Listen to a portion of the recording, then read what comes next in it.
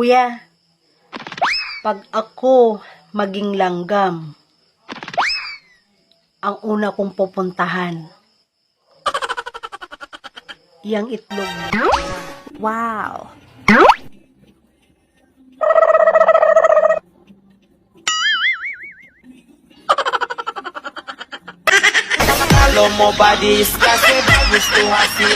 Ako?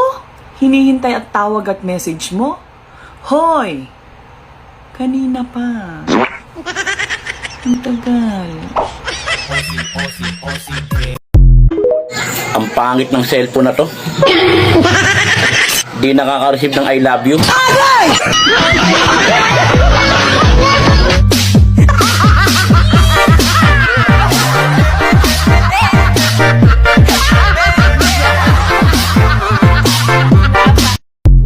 Maliit lang ang mundo ko at hindi ito tanggap ng karamihan.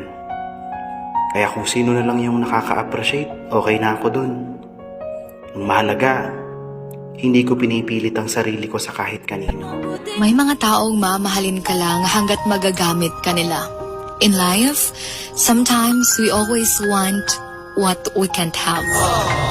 And that's the reason kung bakit naghahanap pa ang ibang tao ng mga bagay na feeling nila masasaya sila kung meron sila ng mga bagay na wala sila. Nagpakatatag ako, nagpakatigas ako kasi kailangan ko. Pero hindi dahil matigas ako, wala na akong pakiramdam. Na hindi na ako nasasaktan. Kumusta na ako?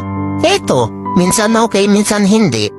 Minsan masaya, minsan malungkot. Minsan panalo, minsan talo.